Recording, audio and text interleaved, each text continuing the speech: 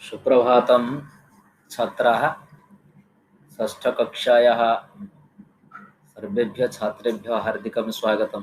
प्रिय छात्राः, पठनात् पूर्वमेव एतानि चित्राणि पश्यन्तु। पढ़ने से पहले ये सारे चित्र देखिए।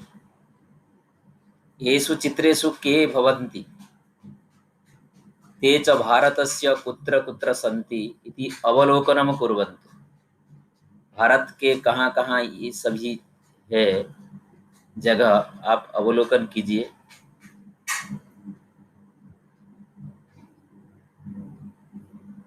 षष्ठ कक्षाया छात्रेभ्यः स्वागतम्।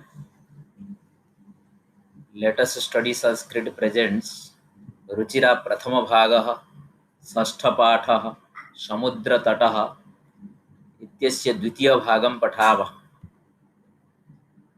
अस्तु, इदानीं पाठस्य परिचयं भवन्तः जानन्तु। अस्मिन् पाठे भारतस्य विभिन्नानां समुद्रतटानां वर्णनं विद्यते, ये च विविधगुणगौरवदृष्ट्या प्रसिद्धाः सन्ति, यथा मुम्बै, गोवा, कोची, कन्याकुमारी, विशाखापत्तनम, पूरीतटाः अतीव प्रसिद्धा भवन्ति। इस पाठ में भारत के विभिन्न समुद्र तटों का वर्णन किया गया है, जिसके विविध गुण गौरव दृष्टि अतीव प्रसिद्ध है। जैसे मुंबई, गोवा, कोची, कन्याकुमारी, विशाखापत्तनम के समुद्र तट है जो अत्यंत प्रसिद्ध है।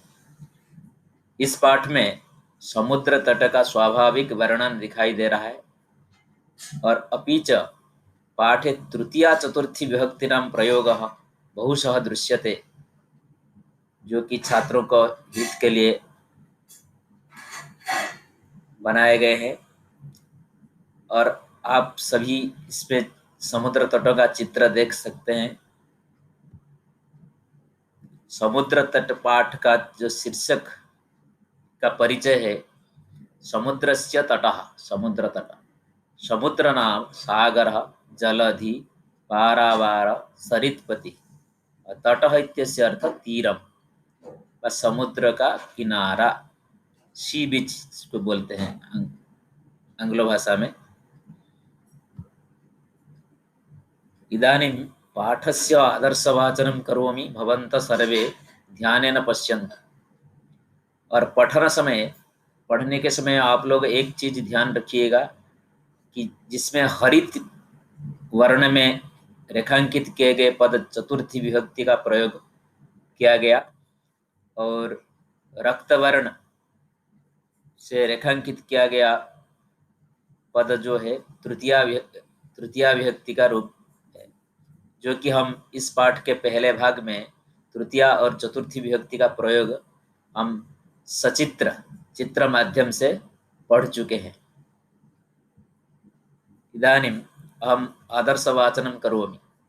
एषः समुद्रतटः, अत्र जनाः पर्यटनाय आगच्छन्ति। केचन तरङ्गैः क्रीडन्ति, केचन च नौकाभिः जलविहारं कुर्वन्ति, तेषु केचन कन्दुकेन क्रीडन्ति। बालिकाः बालकाः च बालुकाभिः बालुकागृहं रचयन्ति। मध्ये मध्ये तरङ्गाः बालुकागृहं प्रवाहयन्ति। एषा क्रीडा प्रचलति एव। समुद्रतटाः न केवलं पर्यटनस्थानानि, अत्र मत्स्यजीविनः अपि स्वजीविकां चालयन्ति। अस्माकं देशे बहवः समुद्रतटाः सन्ति। एतेषु मुम्बै, गोवा, कोची, कन्याकुमारी, विशाखापत्तनम, पूरीतटाः अतीव प्रसिद्धाः सन्ति। गोवातटः विदेशी पर्यटकेभ्यः समधिकं रोचते। विशाखापत्तनम तटः वैदेशिकव्यापाराय प्रसिद्धः। कोच्चितटः नारिकेलफलेभ्यः ज्ञायते। मुम्बैनगरस्य जुहूतटे सर्वे जनाः स्वैरं विहरन्ति। चेन्नैनगरस्य मेरीनातटः देशस्य सागरतटेषु दीर्घतमः। भारतस्य तिसृषु दिशासु समुद्रतटाः सन्ति। अस्मात् एव कारणात् भारतदेशः प्रायः द्वीपः इति कथ्यते। पूर्वदिशायां बङ्गोपसागरः, दक्षिणदिशायां हिन्दमहासागरः, पश्चिमदिशायां च अरबसागरः अस्ति। एतेषां त्रयाणाम् अपि सागराणां सङ्गमः कन्याकुमारीतटे भवति।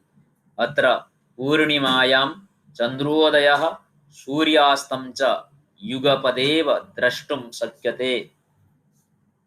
अनेन प्रकारेण सर्वे भवन्तः पाठस्य आदर्शवाचनं करिष्यन्ति। उच्चारणे दक्षता आगमिष्यति। आदर्शवाचनस्य एतदेव महत्त्वं भवति। आप सभी उच्चारण के साथ, शुद्ध उच्चारण के साथ इस पाठ का आदर्श अनुवाचन करेंगे। इदानीम् अहं पाठस्य विवरणं करिष्यामि। पाठ का जो एक्सप्लेनेशन भाग हम देखेंगे। भवन्तः सर्वे पश्यन्तु। एषः समुद्रतटः। अत्र जनाः पर्यटनाय आगच्छन्ति। यह समुद्र का तट है, किनारा है। आप चित्र में देख पा रहे होंगे, ये सभी समुद्र तट का चित्र दिखाई दे रहा है। और अत्र जनाः पर्यटनाय आगच्छन्ति। अत्र नाम यहाँ, तत्र मतलब वहाँ, कुत्र मतलब कहाँ। तो अत्र नाम यहाँ, यहाँ नाम इस समुद्र तट में। जनाः, जनः जनौ जनाः, बालकः बालकौ बालकः, बहुत सारे लोग। पर्यटनाय, पर्यटनाय इत्यत्र पर्यटन शब्द का चतुर्थी विभक्ति एक वचन, इसीलिए ना इसमें आय का फॉर्मेट दिखाई दे रहा है। पर्यटन का चतुर्थी विभक्ति पर्यटनाय। यहाँ पर्यटन का अर्थ है, पर्यटनम का अर्थ भ्रमणम, घूमने, घूमना। और पर्यटनाय का अर्थ चतुर्थी एकवचन, जिसका अर्थ है, चतुर्थी विभक्ति का चिन्ह है पर्यटन के लिए। तो घूमने के लिए आगच्छन्ति, आगच्छन्ति आते हैं। तो इदानीं प्रश्नः भवति। त्रय प्रश्नाः अत्र सन्ति। इस पैराग्राफ को लेकर के 3 प्रश्न यहाँ दिए गए हैं। एषः कः अस्ति, न एषः कः इत्यस्य स्थाने, कः के स्थान पर समुद्रतटः इति उत्तरं भवति। जनाः किमर्थम् आगच्छन्ति, लोग किस लिए आते हैं, न जनाः पर्यटनाय आगच्छन्ति। पश्यन्तु, पर्यटनाय आगच्छन्ति, पर्यटनाय, पर्यटन के लिए, घूमने के लिए। भ्रमणाय वा पर्यटनाय के आगच्छन्ति, कह कौ के प्रश्न है, तो उसका उत्तर आएगा जनाः आगच्छन्ति। तो इसी प्रकार आप उसके प्रश्नों का उत्तर भी समझेंगे। और समुद्र तट में आप चित्र में देख पा रहे होंगे कैसे समुद्र तट में लोग घूम रहे हैं। समुद्र तट जनाः भ्रमन्ति और आनंदं च अनुभवन्ति। अग्रिमवाक्यं पश्यामः। केचन तरंगैः क्रीडन्ति। केचन, कह कौ के में यदि चना और चित का प्रयोग करेंगे, इसका मीनिंग आएगा कुछ, जिसका अर्थ आएगा कुछ। केचन जनाः, कुछ लोग, तरंगैः क्रीडन्ति। तरंगैः, तरंग शब्द का तृतीया विभक्ति एकवचनम, अकारांत पुल्लिंग शब्दस्य तृतीया विभक्ति एकवचनम तरंगैः। तरंगे नाम तृतीया विभक्ति बहुवचनम। और नौका भी, तो केचन नौका भी जल विहारं कुर्वन्ति। अत्र नौका भी, नौका आकारांत स्त्रीलिंग शब्द, अत्र तृतीया बहुवचनम। नौका भी मतलब नावों से। और तरंगे मतलब तरंगों से। लहरी भी, तरंगे ही, उर्मी भी, बीची भी, ये सब पर्यायवाची शब्द। तरंग का पर्यायवाची शब्द है लहरी, वीची, उर्मी। अतः उसका तृतीया बहुवचन में, जिसका अर्थ होगा तरंगों के साथ, क्रीडंती नाम खेलंती। देखिए चित्र में दिखाई दे रहा है लोग कैसे तरंगों के साथ खेल रहे हैं, लहरों के साथ खेलते हैं। जना ये समुद्र तट में ये अक्सर दिखाई देता है ये दृश्य। और देखिए कुछ लोग नाव जल विहारम कुर्वन्ति, नौका भी। देखिए नौका, नौका, नौका, नौका, ये तीनों है बहुवचन में। नौका भी मतलब नावों से जल विहारम कुर्वन्ति। नौका भी नाम तरी भी, नौका का पर्यायवाची शब्द तरी भी है। तरी भी जल विहारम कुर्वन्ति, जल क्रीडां कुर्वन्ति। इदानीं त्रयः प्रश्न अत्र भवन्ति, 3 प्रश्न है। केचन कैः क्रीडन्ति, जिसका उत्तर आएगा तरंगैः क्रीडन्ति। कई के बदले में तरंगैः, लहरों से खेलते हैं। केचन केचन काभि जल विहारं कुर्वन्ति, न काभि, काभि इत्यस्य स्थाने नौका भी, काभि के जगह पर हम नौका भी लिखेंगे। नावों से जल विहार करते हैं। केचन नौका भी किम कुर्वन्ति, कुछ लोग नौका से क्या करते हैं। किम जब प्रश्न आता है उसका उत्तर आएगा जल विहारम कुर्वन्ति। अत्र पश्यन्तु, जल विहारम कुर्वन्ति, जल विहार करते हैं नौका के द्वारा। अग्रे पश्यामः, अग्रिमो भागे, तेषु केचन कन्दुकेन क्रीडन्ति। तेषु केचन, जितने लोग यहाँ आते हैं समुद्र तट में, उनमें से केचन मतलब कुछ लोग, कंदुकेन क्रीडन्ति। कंदुकेन नाम, कंदुक शब्द का अर्थ वल, वल से खेलते हैं, गेंद से खेलते हैं, गेंद से खेलते हैं। कंदुक शब्द का तृतीया व्यक्ति एक वचन जिसका फॉर्मेट है एन किंबा एण। कंदुकेन नाम कंदुक से, गेंद के द्वारा खेलते हैं। क्रीडन्ति नाम खेलते हैं, खेलन्ति। और बालिका, बालकः च बालुका भी बालुका गृहं रचयन्ति। और यहाँ देखिए, बालिका मतलब बालिका, बालिके, बालिकाः, और बालकः बालको, बालकः, ये प्रथमा बहुवचन है। तो बालिका मतलब लड़कियां, और बालकः मतलब लड़के, लड़कियां और लड़के। बालुका भी, बालुका भी, बालुका शब्द का तृतीया बहुवचन हो गया बालुका भी। जैसे लता का लता भी, दोला का दोला भी, आकारांत स्त्रीलिंग तृतीया बहुवचन रूप में आ भी जोड़ता है। तो बालुओं से किम रचयन्ति ना, बालुका गृहम रचयन्ति। बालू से बना हुआ घर, बालू से घर बनाते हैं। अब देखिए चित्र में अब दिखाई दे रहा है, यहाँ लोग कंदुक से खेलते हैं समुद्र तट में, और यहाँ जो लड़के और लड़कियां मिलकर के बालुओं से घर बनाते हैं। तो इसी के आधार पर यहाँ 3 प्रश्न है। केचन केन क्रीडन्ति, इसका उत्तर यही आएगा, कंदुकेन क्रीडन्ति। बालिकाः बालकाः च काभि बालुका गृहं रचयन्ति, तो काभि के बदले में आएगा बालुका भी। इसका उत्तर यही आएगा, बालुका भी।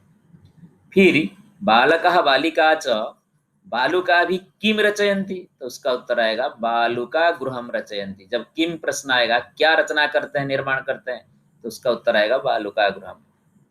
तो इसी प्रकार आगे बढ़ते हैं। तो मध्ये मध्ये तरंगाः बालुका गृहं प्रवाहयन्ति। तो मध्य मध्य का मतलब बीच बीच में, तरंगा जो लहरें हैं, बालुका गृहं प्रवाहयन्ति, कदाचित ये बालू से बना हुआ घर को बहा के ले जाती है। ये जो लहर हैं धो देते हैं, जो बालू से बना हुआ घर को नष्ट कर देते हैं। ऐसा क्रीड़ा प्रचलती है, वो ऐसा ये जो खेल हमेशा चलती रहती है। तो देखिए समुद्र तट से जो उर्मी समूह तरंग का जो लहर यहाँ आती है, तो बालू का घर को जल में प्रवाहित करके नष्ट कर देते हैं। तो इसके ऊपर भी तीन प्रश्न है। तो के बालू का गृहम प्रवाहयन्ति, उसका उत्तर आएगा तरंगाः, उसका कर्ता के, कह कहू के, इसका उत्तर आएगा तरंग तरंगौ तरंगाः। तरंगा का अर्थ लहरज्यः व विच्यः व उर्मयः, जो लिख सकते हैं। तरंगा का पर्यायवाची शब्द। बालू का गृहम प्रवाहयन्ति, बालू से बना हुआ घर को प्रवाहित कर देते हैं।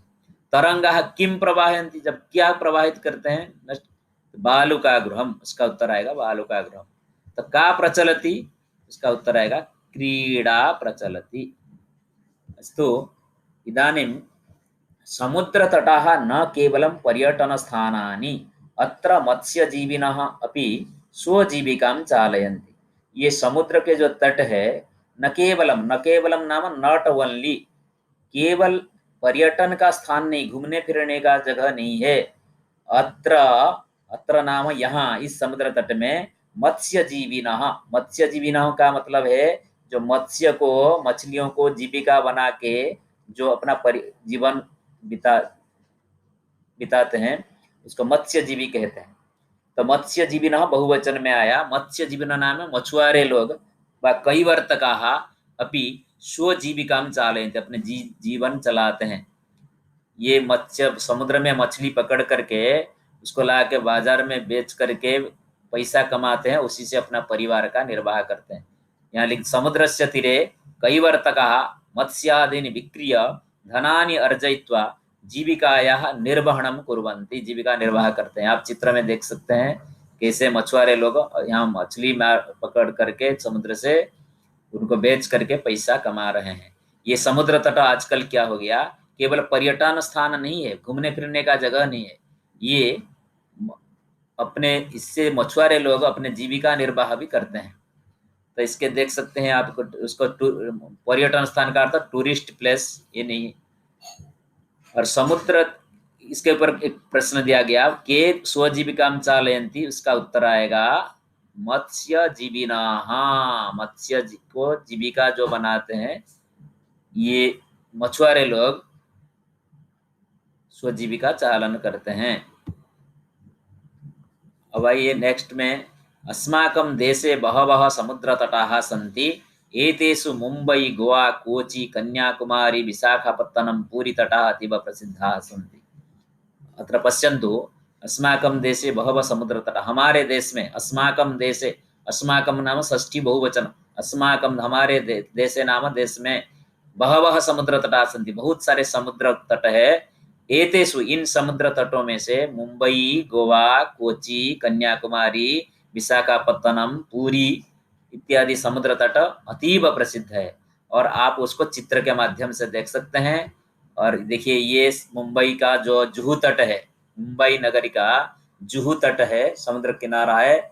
और ये जो चित्र है गोवा तट है, गोवा के समुद्र भी तट है। और ये जो चित्र दिखाई दे रहा है, जो नारियल का पेड़ दिखाई दे रहा है, ये कोची तट केरला के है, कोची तटः। और यहाँ जो दिखाई दे रहा है ये, यहाँ जो विवेकानंद मंडपम है, विवेकानंद का जो स्टेच्यू है, इसलिए वो कन्याकुमारी तट चेन्नई का।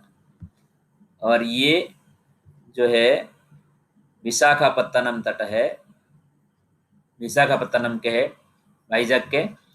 और ये जो दिखाई दे रहा है ये हमारे उड़ीसा के जो पुरी तट है, पुरी के समुद्र सी बीच है। इसी प्रकार ये सब प्रसिद्ध समुद्र तट माने जाते हैं। अब गोवा तट जो है, गोवा का जो समुद्र तट है, विदेशी पर्यटकेभ्यः समधिकम रोचते। विदेशी पर्यटक, वैदेशिक फॉरेनर, विदेशी पर्यटक के लिए, फॉरेनर्स के लिए बहुत अच्छा लगता है जो गोवा तट है। रोचते, इसी से पहले हम रोचते का प्रयोग कर चुके हैं, प्रसिद्ध के योग में चतुर्थी व्यक्ति का प्रयोग कर चुके हैं, इसलिए यहाँ विदेशी पर्यटकेभ्यः चतुर्थी व्यक्ति बहुवचनम है। विदेशी पर्यटकों के लिए, जो फॉरेनर्स के लिए, सबसे फॉरेन ट्रैवलर के लिए ये अच्छा लगता है। तो गोवा तट केभ्य समधिकम रोचते, उसका उत्तर आएगा विदेशी पर्यटकेभ्य, यहाँ चतुर्थी व्यक्ति बहुवचन। समधिकम का अर्थ है अत्यधिकम, रोचते मतलब अच्छा लगता है। अब देख सकते हैं गोवा तट का चित्र, देखिए इसमें फॉरेनर्स लोग सब आते हैं इसमें। नेक्स्ट, और एक विषय विशाखापत्तनम तटः वैदेशिक व्यापाराय प्रसिद्ध, प्रसिद्ध के योग में भी चतुर्थी व्यक्ति का प्रयोग। वैदेशिक व्यापाराय मतलब फॉरेन ट्रेड के लिए, वाणिज्य के लिए, वैदेशिक वाणिज्य के लिए ये विशाखापत्तनम का जो तट है आंध्र प्रदेश के, वो अत्यंत प्रसिद्ध है। विशाखापत्तनम तटः कस्मै प्रसिद्ध अस्ति, उसका उत्तर आएगा वैदेशिक व्यापाराय। वैदेशिक व्यापार का मतलब है फॉरेन ट्रेड है, वैदेशिक वाणिज्य। कैसे देखिए चित्र में कैसे कैसे यहाँ जहाज सब आते हैं और उसमें जो सामान का जो कारोबार होता है इसमें। और नेक्स्ट है कोची, कोची तट नारिकेल फलेभ्य ज्ञायते। कोची तट, केरला के जो कोची तट है, कोची का जो समुद्र तट है, वो नारियल फल के लिए जाना जाता है। तो कोची तट केभ्य प्रसिद्ध अस्ति, नारिकेल फलेभ्य, नारिकेल फल के लिए, नारियल फल के लिए। ये फेमस है, नारिकेल फलानि पश्यन्तु चित्रे। नारिकेल फल का चतुर्थी व्यक्ति बहुवचनम नारिकेल फलेभ्यः। और अब कोची तट का दृश्य यहाँ देख सकते हैं। नेक्स्ट, मुंबई नगरस्य जुहू तटे सर्वे जनाः स्वैरं विहरन्ति। मुंबई नगर के जो जुहू तट है, समुद्र किनारा है, उसमें सभी लोग अपने इच्छा से विहार करते हैं, भ्रमण करते हैं। विहरन्ति, जनाः कुत्र स्वैरं विहरन्ति, उसका उत्तर आएगा जुहू तटे। यदि जुहू तटः कुत्र अस्ति, जुहू तट मुंबई नगरे अस्ति। स्वैरम का अर्थ स्वेच्छया, अपनी इच्छा से, विहरन्ति का अर्थ भ्रमणम कुर्वन्ति, भ्रमण करते हैं। अब जुहू तट का चित्र आप देख सकते हैं, ये है जुहू तट। मुंबई का जो जुहू तट है, समुद्र किनारा है, लोग कैसे घूमते हैं आप देख सकते हैं। और अंतिम, चेन्नई नगरस्य मेरिना तटः देशस्य सागर तटेषु दीर्घतमः अस्ति। तो चेन्नई के जो मेरिना तट है, देश के सागर तटों में से, समुद्र तट में से दीर्घतम है, सबसे लंबा है, the longest sea beach in India. तो ये दीर्घतम का प्रयोग कैसे होता है, जैसे ये दीर्घ मतलब लंबा है, दीर्घ दंडः, एक ये डंडा दीर्घ है, लंबा है, और उससे बड़ा, थोड़ा सा बड़ा जो होगा उसको दीर्घतर कहेंगे। दीर्घतर दोनों में जब कंपैरिजन होता है वो दीर्घतर आता है, और सबसे लंबा जब होगा दीर्घतम, लंगेस्ट स्टिक। तो उसी प्रकार ये जो मेरिना तट जो है, सागर तटेषु दीर्घतम मतलब सबसे लंगेस्ट सी बीच है, अति दीर्घ इति अर्थ। तो सागर तटेषु कः दीर्घतम अस्ति, इसका उत्तर आएगा मेरिना तटः। अतः मेरिना तटः कुत्र अस्ति, इसका उत्तर यहीं से लेंगे, चेन्नई नगरे अस्ति। कुत्र अस्ति, कहाँ है ना, चेन्नई नगर में है। आप उसका चित्र भी देख सकते हैं, मेरिना तट का चित्र, चेन्नई में सबसे लॉन्गेस्ट सी बीच है। धन्यवादः। अग्रिमकालांशे वयम् अग्रिमभागम् आदाय पठिष्यामः। तावत् भवेत् शुभं, मङ्गलम्।